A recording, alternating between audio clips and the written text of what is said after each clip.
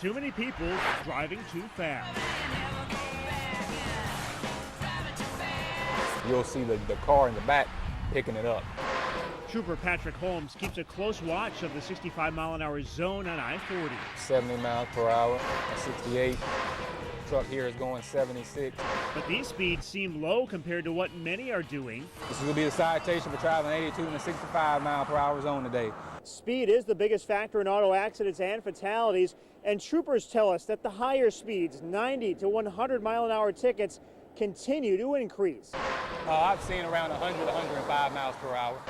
You're also noticing the higher speeds. It's becoming more frequent, and it's alarming. Sometimes a little scary because you don't expect it and also it comes right by you. We drove the 70-mile-an-hour speed limit on I-40 during the morning rush. Most cars passed us. This state-owned vehicle flew by us. We caught up to it going 85 miles an hour. Usually on I-40, you'll see on a daily basis of those speeds, around 80 to 90 to 100 miles per hour. We went through a stack of tickets from last month and found several folks clocked at 90, a couple at 101 on the interstate. The extreme speeders range in all ages and incidents were at all times of day. Wake County prosecutors are getting tough on the growing number of extreme speeders. They typically won't knock down speeds of 80 or above, and it's an automatic court appearance. Getting caught going 15 over the limit in a zone more than 55 typically means an automatic license suspension. I'm gonna hide behind the mountain. Oh, I'm gonna hide. I was born at Staggsville, North Carolina in 1853. One of these days, I belong to Marsh Paul Cameron. mountain says I'm gonna hide. Men, women, children, all of them slaves, bought and paid for or born into slavery here at Staggsville Plantation. Descendants of some of the slaves still live in the area, like Helen Hart Bell and Addie Cameron Whitted. Yeah, my family lived there. We were born and raised there. And my great-great-grandfather drove the buggy for Benningham Cameron. And my great-great-grandmother did the cooking for the family. In its heyday, it was the largest plantation in the state of North Carolina, 30,000 acres, 47 square miles. It was said that the Benningham Cameron family owned thousands of slaves, but archive records can only substantiate a little more than 900. Considering how much a slave cost back then, the Benningham Camerons were extremely wealthy. Jennifer Farley, one of the historians at Staggsville. In today's money, a slave costs the equivalent of a car. Right, so if you think of somebody that could afford to buy 900 cars, that's the kind of wealth you're talking about. These are the last remaining quarters where the slaves lived back then. There's the Hart House, the Holman House, the Umstead House, and the Cameron House. They were built entirely by slaves. You can see signs of their work all through this building.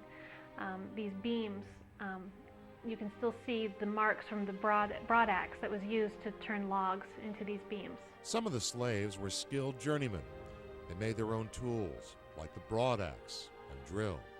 They even fashioned their own nails. Of the 4 remaining slave quarters, this is the only surviving original chimney. It was made by the slaves. They made all the bricks themselves from mud and sand and forged them in fire. Not only has this chimney stood the test of time, but the slaves also left a timeless impression in history in the form of their own fingerprints in places like here and here. The outside of the houses are made of board and batten-style construction. A very tight siding, good for keeping out the wind and rain. Inside, 2 rooms downstairs, 2 upstairs. An entire family would live and sleep in a single room. 5 to 7 or more people sharing a single room was not uncommon. What you have to do is bring yourself back 150 years and realize, try to function in this space. Now, people who lived in these houses worked in the fields, but there would be 3 groups of people that would not necessarily be working in the fields. They would be in and around these houses all day long. And it was those that were too old to work in the fields, those that were too young, and those that were sick or dying. Meticulous records were kept of those who died. To the right of the name, age of death, and what they died of, it's believed the number to the extreme right symbolized how much profit would be lost because of their death. This kind of paper trail has helped many descendants of slaves trace their bloodlines. I've been doing a genealogy on my family for over 20 years. My father, Brody Hart, his family was there. His father, Willis Hart, was a slave there, and his father, Ephraim Hart, was a slave there, and I can trace my family back to 1780. For some, a way of learning about family members is to pay attention to what lies buried here among the leaves. This is the final resting place for countless slaves who lived at Staggville. Some graves are only identifiable by childlike scratchings on a small stone. Others are found by only a shallow impression left in the land. After the Civil War, free from the bonds of slavery, many of the former slaves left Staggville, but a few remained. They never left, my grandfather said. They stayed on. Even though they were free, they stayed on. And they became sharecroppers after that. They also took ownership of the former slave quarters they once occupied.